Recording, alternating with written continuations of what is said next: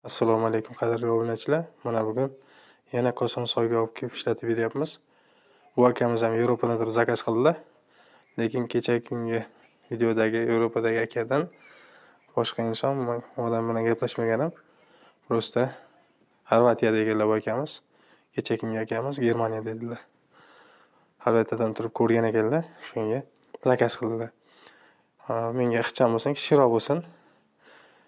Puli ham o'rtacha normalniy bo'lsin, ko'targan nopni bo'lsin deyishdi.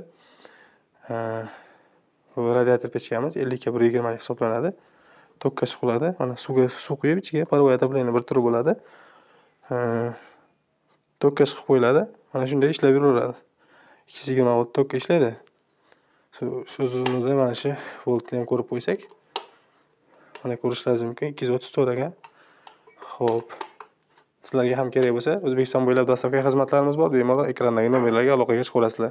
Bu ustidagi nima deydigan bo'lsangiz, mabodo qachondir parvoy отопление qilaman deganingizda, buni devorga qotirib, uni ilib qo'ysa ham bo'laveradi. Xohlagan paytingiz ilishingiz ham mumkin. Endi bu ko'chma narsalar uchun oyog'ida turadi. Oyog'i ham moshni baquvvat. Ustiga chiqib o'tirsangiz ham bo'laveradi. Hech qanday muammosi yo'q. Qaranglar, o'zlaring bitta like bosinglar. Remontga zo'r tushibdimi?